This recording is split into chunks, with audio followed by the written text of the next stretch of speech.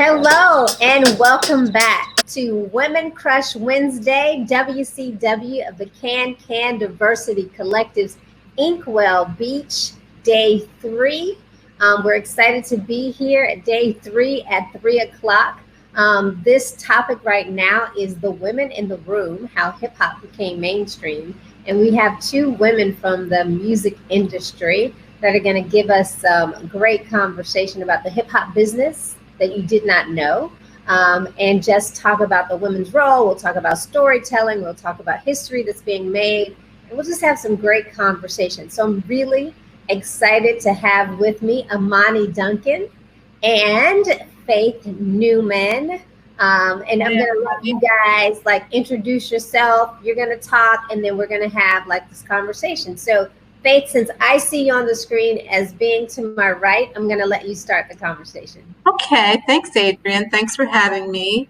I am a long-term veteran of the music business. I started quite young, interning for different companies starting when I was 19. So we're talking 1986. Started at Def Jam Records in 87. I was the first female hired to Def Jam. I was one of the first 5 people hired to Def Jam. We worked in a little shitty office, and it was probably the best years of my life. It was a really incredible experience. I got to work with LL Cool J, Public Enemy, Slick Rick, the Beastie Boys. Just a really incredible experience. I spent about 5 years at Def Jam. Moved on to Columbia Records in 1991. So not 5 years, whatever that is. Whatever 87 to 91 is. Yes. is when I went to Columbia Records, where I'm most famously known for signing Nas to his first record deal, and executive producing the album Illmatic. So that was quite a great experience. At Columbia, I also signed a group called Jamiroquai and worked with Big L and the Fugees also. So spent many years at Columbia, followed that by a stint at Jive Records, where I was the head of Hip Hop A&R. Worked with UGK, Mystical, E40, KRS-One, Tribe Called Quest, just everybody that was a part of the hip hop roster at Jive Records. After that, spent a couple years doing things at different labels, worked with Mariah Carey and her label for a little while. And then soon after that, I got into music publishing by accident. So that was in 2007.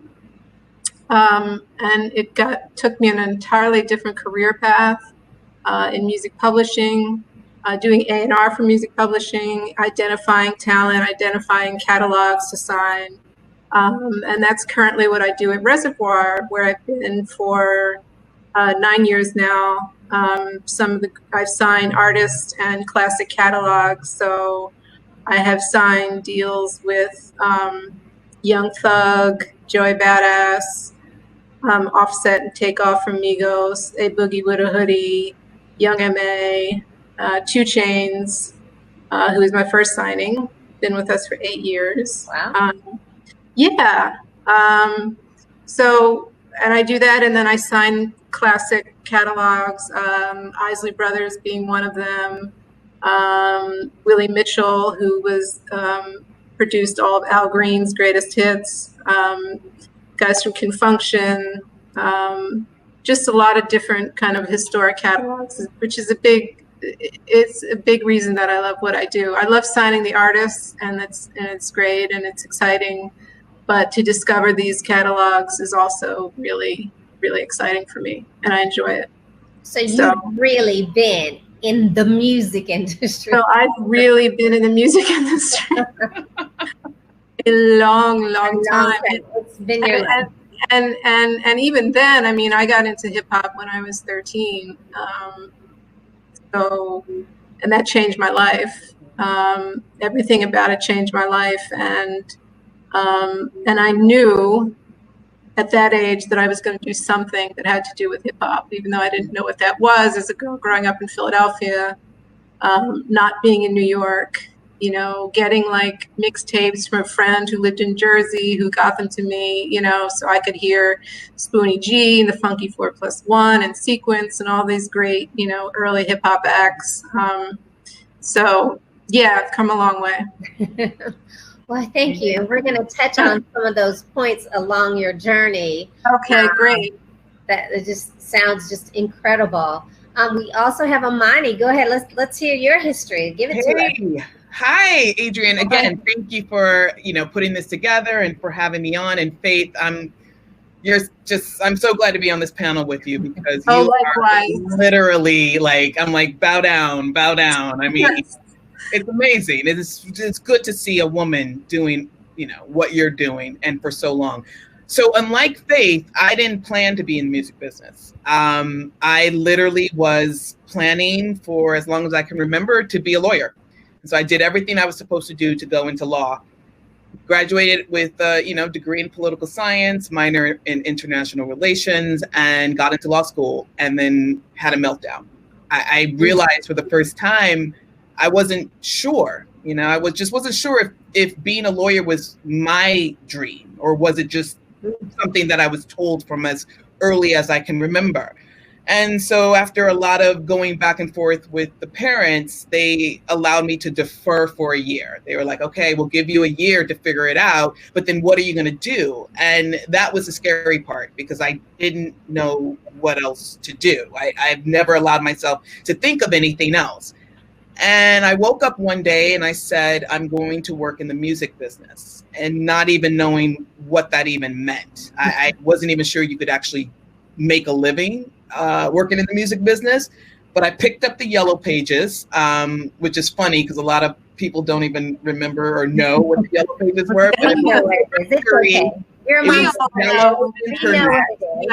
was the yellow paper internet. And I went to, record label, literally record company. Wow. And the first company I saw was Def Jam West. Wow. And I was like, okay, sure. And I cold called, and it just so happened that Tina Davis, she was head of A&R for the West Coast at that time. She's overrunning A&R at Empire at this moment, but she picked up the phone. And I went into my little speech of, I'm a recent college graduate. I'm looking for an internship, blah, blah, blah. And she just goes, show up tomorrow, and hung up. Wow. So I was like, okay, cool. Told my parents I had a paid internship because they couldn't take any more. They were done. And I showed up the next day and she put me to work. And I knew nothing about it. She taught me everything, taught me how to fill out all types of publishing forms. I ran back and forth down Sunset Boulevard to Big John Platt's office, dropping off little DAT tapes. And it was great. And then after 3 months, they hired me as the office manager of 4 people. I didn't care. I just wanted in. Good job. 4 people. 4 people. So it was boring because I didn't really have anything to do. But then I started to create my own job. And unbeknownst to me, I was doing what a promotions manager would do at a label. So whenever Redman, Method Man, any of the Def Jam artists would come to town, I would, create their itinerary and take them to all their promo stuff. I would say maybe a week or probably I was into my first month, maybe second month. Kevin Lyles, who's at the time he was EVP of promotions for Def Jam in New York, called me and said, I'm going to bring you to New York. And you have to be, this was a Friday. He said, you need to be on the Red Eye Sunday. Wow. And to work on Monday. So I went home, packed up my little belongings. My parents were just, I don't know, they were just so done. But they let me go. And, I came to New York and, it was amazing. I stayed at Def Jam. We merged with Island Def Jam, with Island became Island Def Jam. I was doing video promotion back then. Great, obviously great roster. We were on an all-time high. And then I left in about 2000, early 2000, to go to Virgin Records to help be a part of their turnaround team. Okay. And I got my BP stripes. I was over there running the video promotion and production department, and then stayed there through a lot of different administration changes, and eventually worked my way up to be the head of marketing for Capitol Music Group, because during that time we merged with Capitol Records.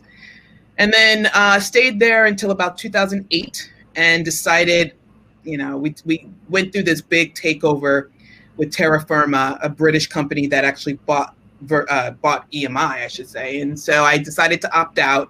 And then I went over to Sean Combs and I became his chief marketing officer. And during that time, I oversaw all 6 of his verticals. So that included fashion, spirits with Ciroc, all the different fragrance launches, his TV film career, philanthropy work. It was amazing job. And then from there, did something completely different, and I went into manufacturing. Never managed blue collar workers before in my life, but I wanted to go over there for the part of creation. They never had a marketing department. I went to Martin Guitars, CF Martin Guitars. And I love the guitars. They're the oldest American guitar maker. Every artist I know plays Martins. Wow. My parents played Martins. They're just world-renowned guitars, and they never had a marketing department.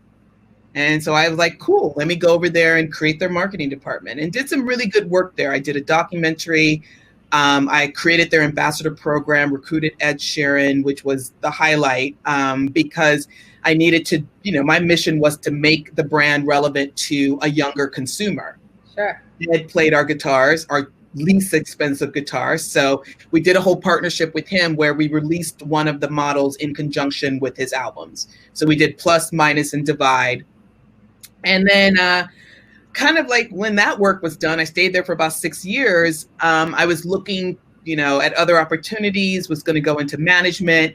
And then MTV called and said, we would love to consider you to be the head of music for MTV. And, having worked with MTV throughout my entire career and then seeing how it kind of lost its way with music, I loved that opportunity to go in there and kind of have a white space and just create what music should mean on the network. And the rest is history. So, I went over there, created the team, and really decided to do things with purpose. All the labels said they needed help with their new and emerging artists. So within 2 months of me starting, we launched the Global Emerging Artist Program. And then took that program and kept expanding it to the VMAs. I was one of the executives in charge at the VMAs and was able to show 3 years consistent growth for all the songs that were performed during the broadcast. So it was really all about making music integrated back on the channel in a way that served purpose and was mutually beneficial for our partners and for ourselves. So that's where I'm at.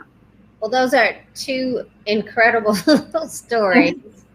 Great history. Long stories. Yeah. Long histories. Where you guys were stepping in, claiming your space in spaces where people were like, I don't know, but you're like, no, this is what I'm going to do. So I think if nothing else, that's inspiration for any young people that watch this or will see this to say, you just have to do it. Yeah. I don't know anything about the yellow pages, but, the internets can work just as well. We had our own social network. We really did. It involved going out and being social. Yes, you did have to be social with social networking. Yeah. So the actual title of this panel, though, is, the women in the room, how hip hop became mainstream. And I know you both have sort of your beginnings in the hip hop industry and at hip hop labels. And, it was a fascinating story for me to hear about. I've known Faith for many years, and, how this title and how this conversation started for me. I have to be fully transparent. I'm not a hip hop head. I have never been a hip hop head, and I like a few hip hop songs right now. But I was celebrating with Faith for one of her birthdays, and she had a room of incredible women that were there, and they were just telling these amazing stories about why they knew Faith, why they loved her, and Faith would tell them why she loved them. And they were talking about some incredible history, and it all was in the hip hop business, you know. And the thing was, you know, it was a mixed crowd of women. You know, they weren't like Black women. They were like Asian, Turkish, Black, you know, it was just white. It was just like this beautiful like sea of people in the room. And I was like, who are these bitches? They are bad, you know, like they're incredible women. And the stories that they're telling were like, you know, war stories about this is how we got this artist on, and this, remember that time when we had to, so it was amazing. And I asked the question, has anybody ever told your story? And they just kind of thought, well, no. And that was the time that I committed to saying, hey, I want to tell you a story. So we're probably about 12 or 15 interviews in. You know, we started a few years ago, but the project is still going. Obviously, it takes a longer process than I ever thought, but it's still going. Mm-hmm. But, you know, the foundation of it was me not understanding, and I love a great story, of the history of hip hop. Mm-hmm. And not only the history of hip hop, but the role of women in hip hop. And through this research, you know, and talking to you guys earlier, I you know, and knew that Sylvia Robinson was like considered what you say the godmother of hip hop. So tell me about the godmother. Like, give me her story. Give me that story of why is she considered the godmother of hip hop?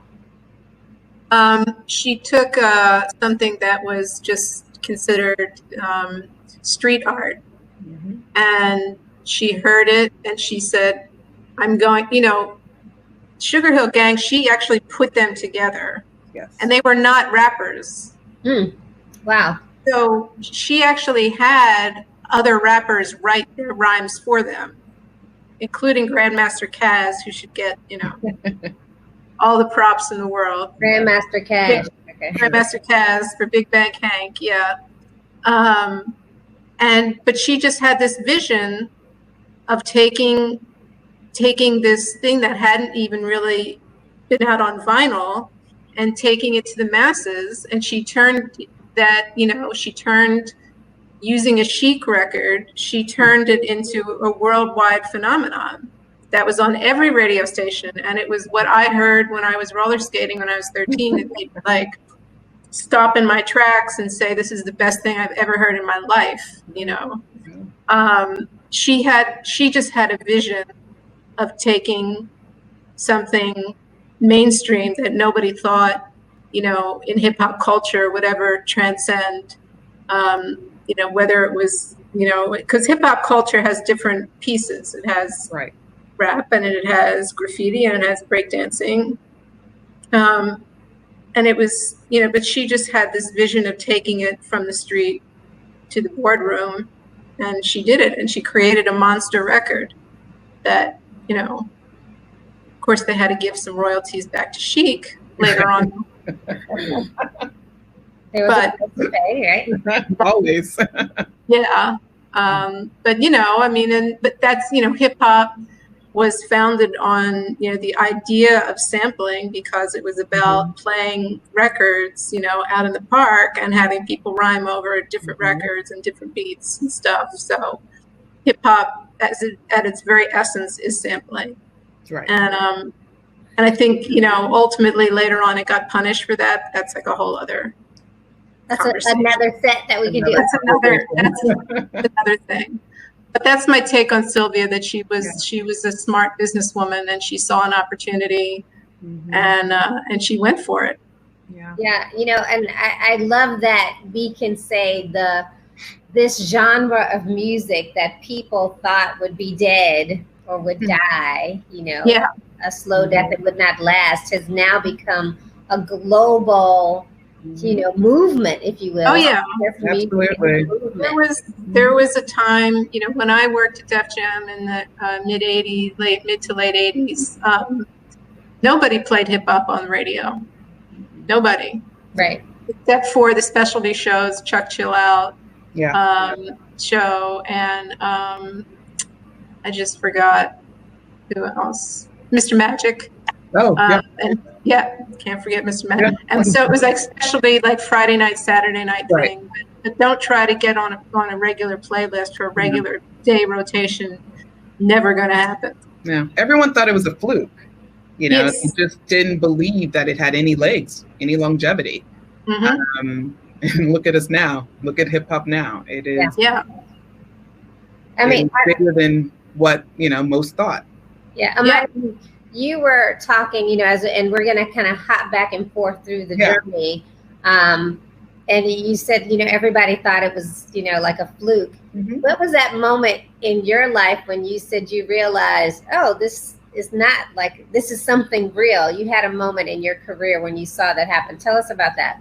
Yeah, totally. It was the Hard Knock Life tour with Jay-Z. And it was obviously in support of the record. And it was around, I think, 1999, if I'm correct. And I was on the road with the tour because I did a partnership with BET to give exclusive content behind the scenes for a big special they were doing. And we spent a lot of time in the crowd, getting like crowd reactions, crowd interviews. In one market, I believe it was DC, if my memory serves me correctly. We were in the audience, and the audience was looking a little different. It was looking a little different. What's that mean, Amani? Yeah, it just wasn't the usual suspects. And I remember, bumping up against this white mother, and I was so surprised. I was so shocked, and I was with the crew, and I was like, I'm like, ma'am, can I talk to you? And she's like, yeah, and I'm like, what are you doing here? This is a quintessential hip hop show. That a lot of stuff is about to happen. What are you doing here? And she pointed to her son. He was maybe like 13. Wow. And she said, we made a deal that if he got, so many A's on his report card, he could pick any tour, any concert that he wanted to attend. And he picked this one. Wow. And that's when I just kind of said to myself, and even the BET crew, we all just kind of cocked our head a little bit. And I was like, hip hop is forever changed. Yeah. It's mainstream, and it will continue to be mainstream. And it was. And so that was the moment for me that I was like, we're gonna see a change. There was another moment that really just cemented it for me was in 2000, Jay had put out The Blueprint. And MTV had just started, bringing back Unplugged. And I was sitting in Julie Greenwald's office. She's now the chairwoman of Atlantic Records. At that time, she was the head of marketing and for Island Def Jam. And I remember looking on the TV in her office, and there was an MTV Unplugged commercial. And I just said mostly to myself, I'm like, wow, The Blueprint's such a great album. Jay should do an Unplugged. And she heard me, and she's like, what? She's like, Unplugged? She's like, girl, they haven't done a hip hop artist, solo hip hop artist in over 10 years. LL was the last one. Wow. And I was like, cool, whatevs. And I went down to my office and I called Michelle Dix, who was one of the senior executives at MTV. And I said, listen, you could throw it out with the bathwater, but I would love if you can run this up the food chain. Jay should get an Unplugged for this album. It is the perfect story. Yeah. And she was like, whoa. And I was weeks passed, and I kind of forgot about it. And I was with Jay at BET. We were backstage, and my phone rang. And so I picked up the phone, and it was Michelle. And she's like, where have you been? I've been trying to find you. I'm like, okay, I'm at BET. What's up? And she's like, and Jay's looking at me like, what's up? And she was like, he got the Unplugged. Wow. Great story. It was. And then it went on. I mean, we got the Roots before they were the Roots to back up the performance, and just had Mary come out during the performance, and we went on to do a Unplugged album, which was their highest selling Unplugged album to date until Alicia Keys did hers. It sold probably more, but at the moment it had sold 600,000 copies. Wow. And that's when I was like, yeah, You know what I mean? That was the pivot for me, and it was confirmed twice for me. For that shift in hip hop. So you mentioned two women. You mentioned Tina Davis, who was instrumental in your career. You also mentioned Julie Greenwald, who I've heard has played, a really critical role in sort of this movement. But I think even, in conjunction or before those women too, in Faith, when you started at, Def Jam, how many people were there? Where were the women who, 5. Okay. At Def Jam, and then you had Rush. We were all in one building, so you had Rush Management, the bottom level, and then Def Jam in the shitty little office upstairs. But at Rush, you had Lisa Cortez. Yes. Heidi Smith. Those were the two. I think those were the only two women who were working there at the time, and I was the only female at Def Jam at the time. And so Heidi Smith, I think she ran the show. She was everything together. She was the thread, if you will, right? She was the thread. Yes, exactly. She had been with Russell and Rick from the very, very, very beginning. Yes. Yeah. And then Lisa, what was Lisa's role there? I believe that Lisa did. It was a management company, so she did what managers do. Yeah. It was just funny because, we managed the acts that were on Def Jam, which is such a conflict of interest. Right. It's just, but also other artists like EPMD and Eric Kim. And there's a funny story. In 1989, we chartered a jet to go to a music conference called BRE, Black Radio Exclusive. And on the plane was everybody. Public Enemy, LL Cool J. Wow. I mean, Russell, Lior, everybody was on one plane. Anybody like EPMD, it was kind of like, so we always joke that if something happened to that plane, like all of hip hop would have been gone, just like that. Yeah, so it was a very kind of incestuous relationship between the two companies. So it was. We would get in trouble because or at least I did, and I know other people at Def Jam during the 160 Barrack days, we would advise artists. We would advise artists to do things that potentially would be of conflict. We didn't have a right to do it. We weren't their managers. But because Lior and Russell and them were all managers at one point, we kind of had this managerial spirit about us. So I would be advising, Redman, don't take the car service because we're going to bill you back, or don't spend all this money on a music video because you're never going to recoup. So we, technically we shouldn't have been doing that, but it was such a ruleless time, you know what I mean? And half of us were making it up as we went along. We were so young, it was like our first job, a real job. And we were just making it up, and it was good, and it was free, and I don't know, I look so back on those days. I do too. And I said, it was like some of the best years of my life, and I learned so much at such a young age and got to work with so much incredible talent. And at the dawn of something, you knew it was going to be big, right? But not as big. People would come from all over the world to see Def Jam office, and they'd walk in, and it's like this little room where we had to share desks and phones and everything, and they're like the great Def Jam. They walk in oh, nice, nice. We had no heat, we had no air conditioning. It was Russell would be like, if it's cold, just go home. If it's too hot, just go home. Just go home. They're doing things. We had one fax machine that nobody knows what a fax machine is. Exactly. It doesn't matter. We know, we can laugh. It never worked. The printer broke all the time. Yeah.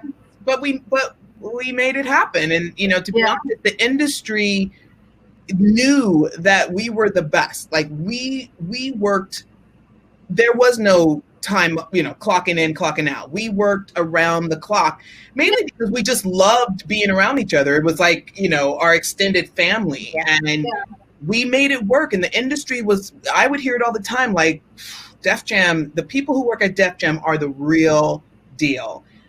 Because it was a make it happen. Like, Kevin didn't care. It was like, make it happen. Well, it can't. Well, the world is closed, so I can't get a plane to fly over every spring break beach and with a banner. It's Friday and it's 5:00. Make it happen. And the thing is, we did. We made it happen. Got it done. Mm-hmm. We got it done. I don't know how, but we got it done. We got it done. So that family of people, and I'm getting you guys to like draw this out for me, because I really want to talk about, within the Def Jam family, there were 3 of you. So Faith, you were one of the first there. In most people's mind, when they think of hip hop and how it was built, they think about men and they think about Black men. But tell me about, some of the women. I've heard, some stories, and what were your relationships with? Were there other women? Were you, what were your like? It was not, there were not a lot. The difficulty was, there's Monica Lynch at Tommy Boy, who did an amazing job, and she was a trailblazer. But the problem then was in the 80s, and I experienced this in the early 90s when I got to Columbia, which is funny because I interned at Columbia and I was like, I'd never work at a place like this because, I'd never get ahead. And then I worked all those years at Def Jam, and then I go back to Columbia as like a A&R VP, which was like poetic justice for me. But other women in the business, it was like, I can honestly say that I never really had a mentor.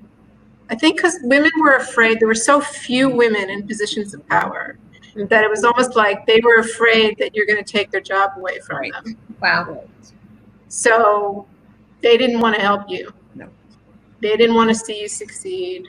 They weren't interested in that. They weren't interested in forming some kind of coalition. So like we have women support groups now that, with various groups, so you can call them employee resource groups. You guys didn't have that then. Is that what you're telling me? No, I mean, we had a kind of a very casual, I know you met Taish Harris, who was at my party, and she and I started this kind of little like hip hop collective of, of different people, who worked in the industry. We're all around the same age and stuff. And we kind of got together and shared ideas and did stuff like that. But that was like kind of the closest we came. And definitely, and we were all peers. So it wasn't like the same as if, somebody had taken me aside and said, look, you're in this big Sony system now. Let me kind of show you what to do. And, the people who did that were male executives, particularly my boss, who was the head of A&R. So I think it's like, I think back on it and I often think that it's a little sad that I didn't have that guidance. But I do want to tell a story because it's also related. When I was interning at Columbia, I was working for the only woman in the promotion department. And she, the guys in the promotion department were the skeeviest, just the worst kind of, asking me out on, I'm 19, they're asking me out on dates. Oh my gosh. Just, it was like a holdover from the 70s, because this is just, this is like mid 80s. They were still, in the cocaine fueled, 70s model of record labels, And so I'm sure she took a lot of shit for being the only woman there. But I used to sit in her office and look around at the walls with the plaques on them and say, well, this is going to be me one day. I'm going to have this. And the last day of my internship, she asked me to come into her office and she started crying. And she said, don't do this to yourself. This is no business for a woman to be in. They will destroy you. She literally said those words to me. Wow. And she just said, think about a different career plan because you don't want to do this. Wow. And I'm sitting there thinking, please, bitch, please.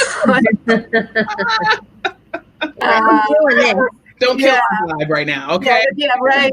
You can't come at me with that right now. I can't have that because that's just not going to be me. But I always look at that as like a very poignant moment. Yeah.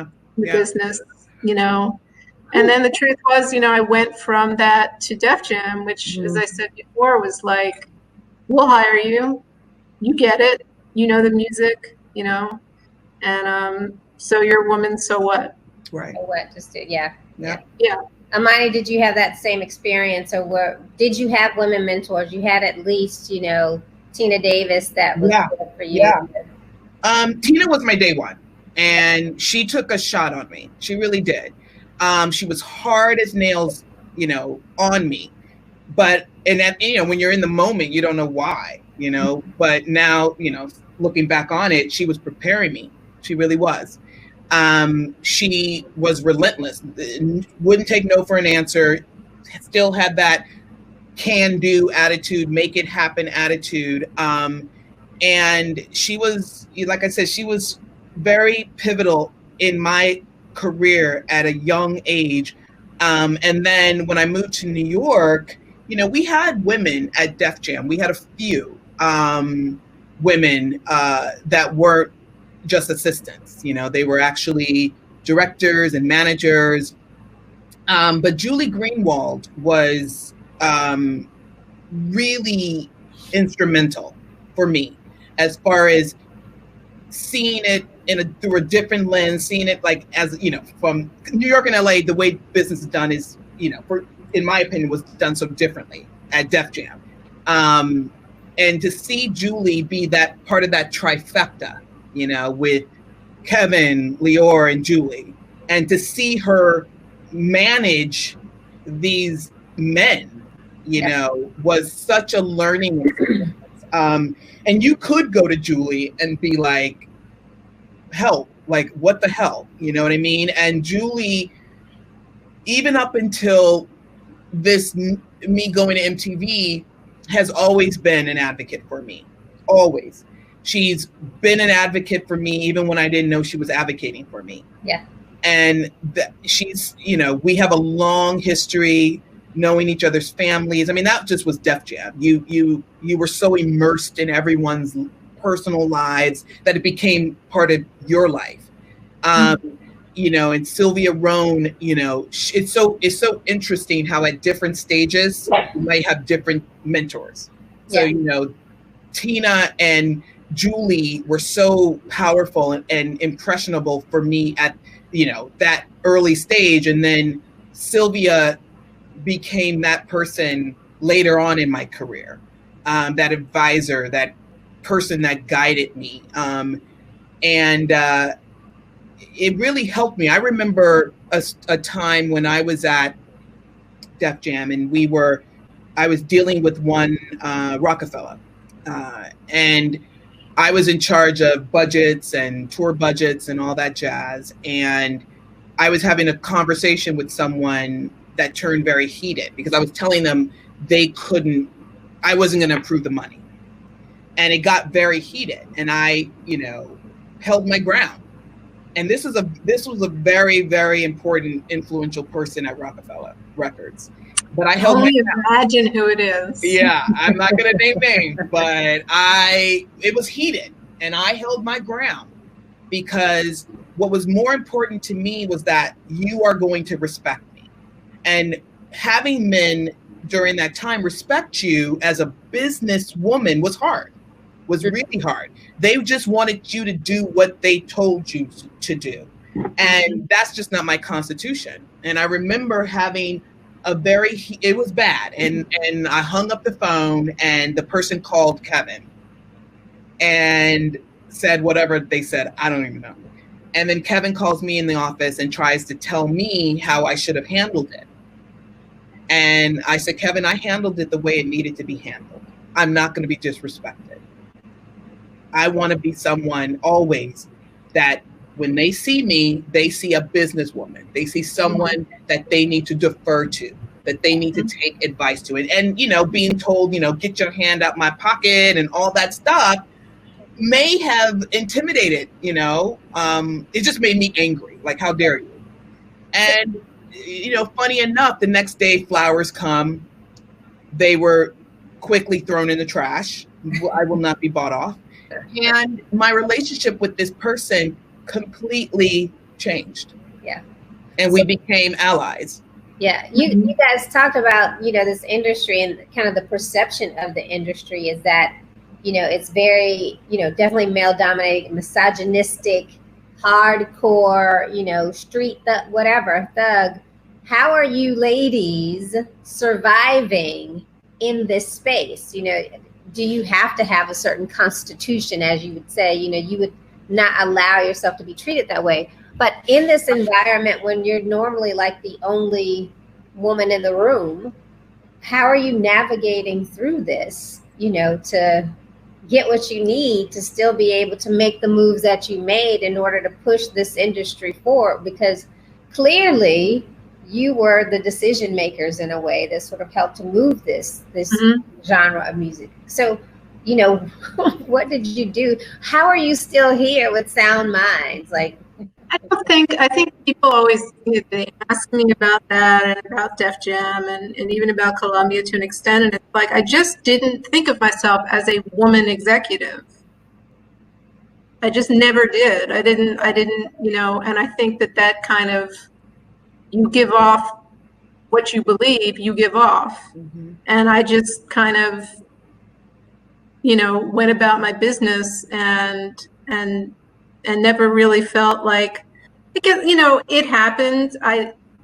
There are definitely some people who could be disrespectful, and you could, you know, and push you and kind of try you from time to time. And all I would do was just push right back and squash it immediately. Yeah. So you have to do that. What were you going to say? I'm sorry, Amani. I was agreeing. I was like, absolutely. You know, it's I remember I was crying in my soup when I was in New York about, you know, to Kevin saying, you know, they're talking about me, you know, and he just looked at me like, who cares? He said, people are going to talk about you throughout your entire career. He goes, worry about the work. Let your work speak for itself. Be the best you can be. Who cares if they talk about you? Let your work speak for itself, and no truer words. No truer words. So I busted my butt and I made sure I was on par or better. And that reputation seeped through the industry. Like, if you want sound business advice or solutions, she's the one to go to. Yeah. And it aided me throughout my entire career. And to Faith's point, I wasn't walking around like I'm a woman, like I'm different because I'm a woman. I was like, that's obvious. I'm a woman, but it's business first. Right. And I made sure that was always what I led with, you know. You still have to deal with the nonsense. You still got to deal with. There was plenty of nonsense. There was a time I had a knee a guy in the groin area, but you know, I mean, you know, I remember being at the Def Jam tour in '87, and I went on the road, and I was just like horrified. It was my first time being on the road. Major tours, LL Cool J, was Houdini. Wow. And I would like look at these women and the groupies, and I would try to talk to them and give like advice on how they could, you know, not be doing what they're doing and improve their life, you know. And I would be sitting in my hotel room, and guys would be running up and down the hallways like practically naked and all. I mean, it was just a lot of craziness goes on. It is. I mean, checking into hotels under aliases because you don't have to knock on your door. You know, similar to Faith, when I was on Survival of the Illest tour, and that was with, I mean, that tour was crazy. It was 1998. And it was DMX, it was Cormega, it was everybody. And I remember that had to be crazy. Oh my God. And I was on the road, which is even crazier. And I remember, you know, they sent someone out to pick these girls. And I don't know what made me do it, but as one of the girls was walking by me to go backstage, I grabbed her. Yeah. I grabbed her arm and I said, please don't go back there. Wow. I said, please don't go back there. I said, what you're about to do, please don't go back there. And she, I can't believe you. I did the same thing. Yeah. She snatched her arm away from me and gave me, was like, what? Like, hater? I was like, yeah. Okay, great.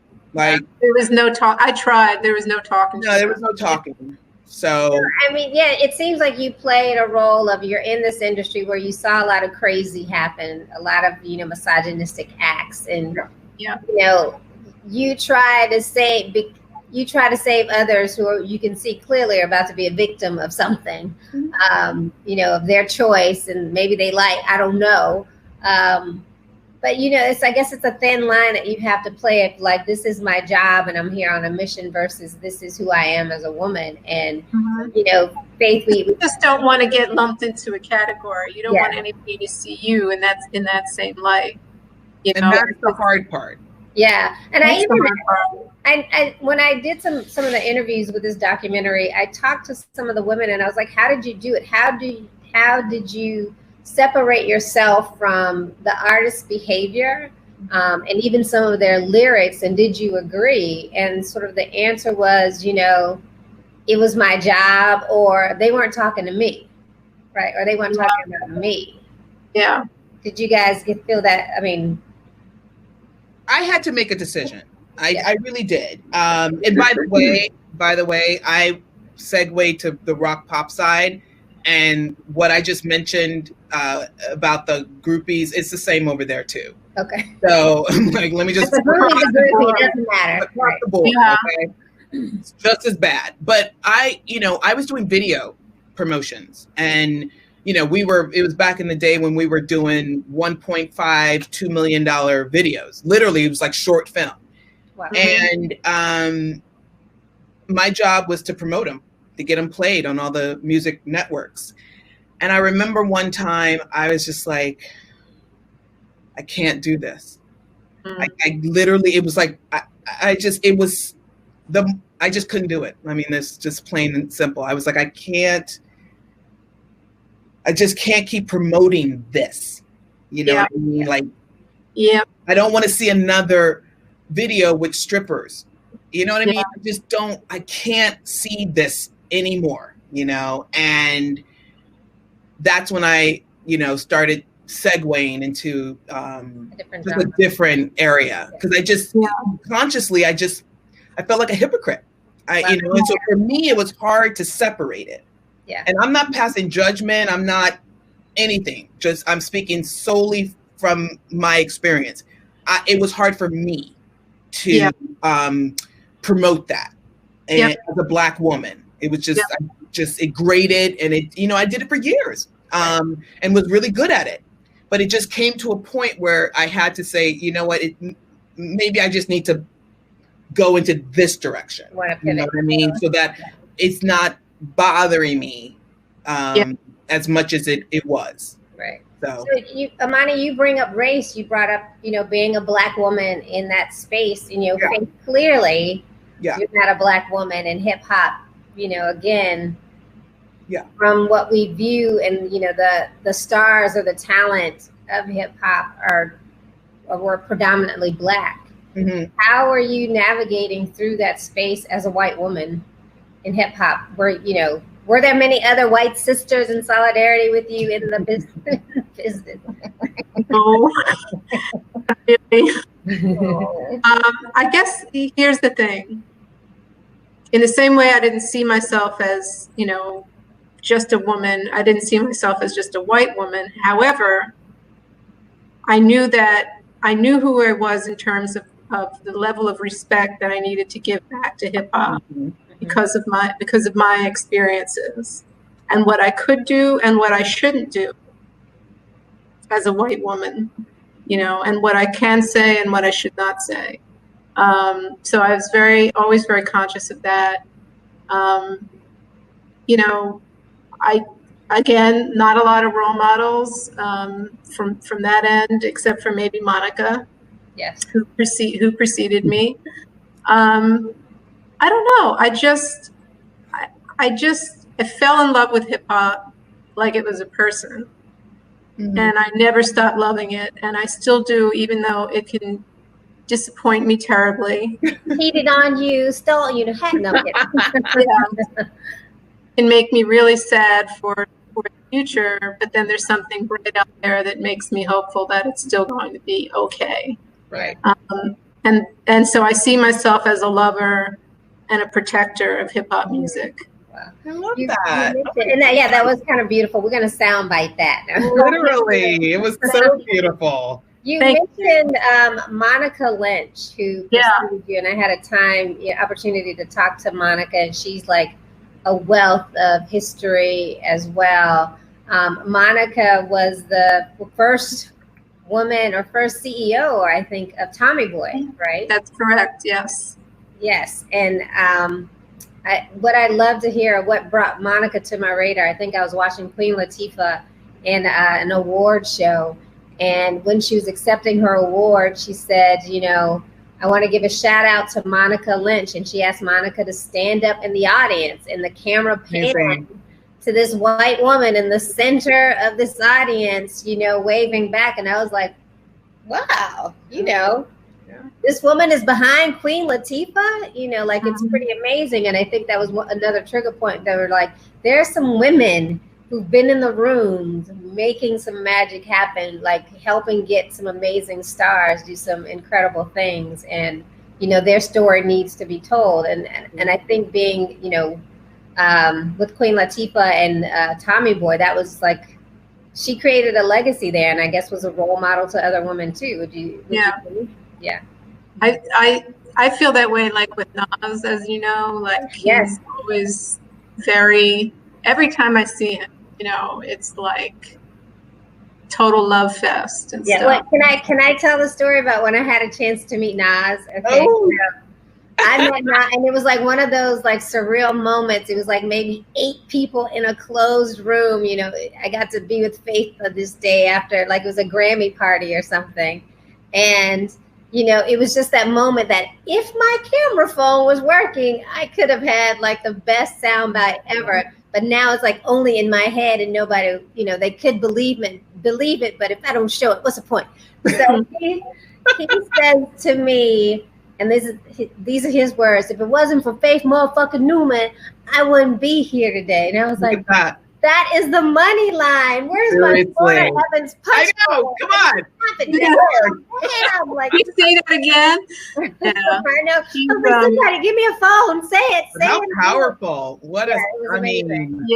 He's so a sweetheart. Powerful. He's a sweetheart. He really is. And my God, I'm so proud of him. It's just unbelievable what he's achieved. And continues to. And So there are, I'm all game about celebrating you, Amani, and celebrating Faith and Monica and so many, Layla Turkin, there's Sylvia Rohn. There's so many amazing women who have done, Camille Hackney, yes, done some amazing things. Nana, and all these, first Nana's name is escaping me, but I'm talking about. She was the president of Def Jam. Carmen Ashurst. Yeah, Carmen Ashley, yes. Who was there.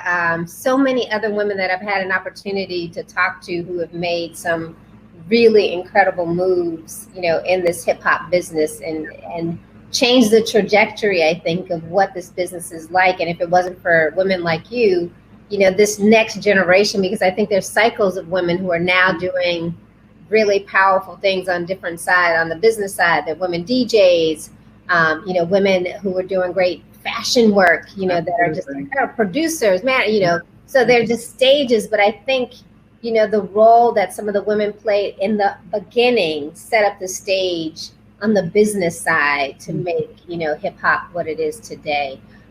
We have 5 more minutes. Are there any And I know you have to go. So I do. You know, if there's one quick nugget that we could give and we can close out the session, you know, for the world of, you know, knowing about the women in the room in hip hop, you know, like what would you say, or who, you know, what would you say the power of the woman gave to hip hop? Maybe that's a good statement.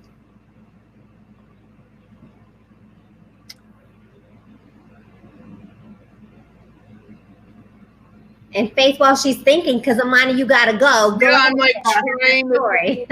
Oh God, there's so much you can say.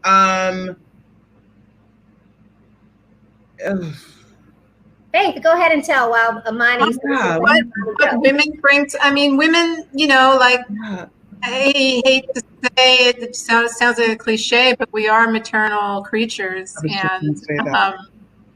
And I have had the kinds of relationships I've had with the artists I've worked with have kind of been a little bit of that. And it's actually, I think, kind of a beautiful thing. Yeah. I was just going to say that, I was going to actually say something similar to that. But, you know, I believe that, you know, men in hip hop, they do gravitate towards women, and women provide that level of trust. A lot of things that women have in the business that have been able to get things done is because of the trust that they give. You know what I mean? Like, have the ability to gain trust with. Because we're not ego-ridden creatures. We're makes us different than men in the business. Exactly. We've been able to get guys to do stuff in the business simply because of who we are, and have them say, well, I trust you. I mean, that's said so many times throughout my career. I trust you, so let's do it. Let's do it. So, well, you know, this has been a great conversation. I know you have to go, Amani, but I want to thank you so much for joining. Thank you. Faith, hope to talk to you soon. I appreciate women being in the room and making this hip hop industry and this genre of music what it is today. You know, I know it's growing. I know you've had a great influence on so many other women that have come behind you, you know, who are still blazing trails, and we have to continue that conversation. Because, you know, you're the woman who made it happen. You were the women in the room. So thank you for joining me today, Faith Newman of Reservoir, discover of Nas, and so many other amazing artists. I appreciate it, and I hope everyone has enjoyed this session of the Women in the Room, how hip hop became mainstream. There's so many other stories that can be told. These are women who helped to get this genre, make it alive. So shout out to all those women who are doing amazing things on this Women Crush Wednesday. We have another session, our cocktail conversation, that's coming up at 5:30, more about storytelling. We have Shireen from OWN, and we have Crystal McCrary, and who's an author and a producer, and another special guest that will be joining them. So hopefully you guys will be back with us at 5:30. I think we're going to play some music in between sessions. So come back and enjoy us on the Can Diversity Collective's Woman Crush Wednesday sessions. Thank you, guys. Bye.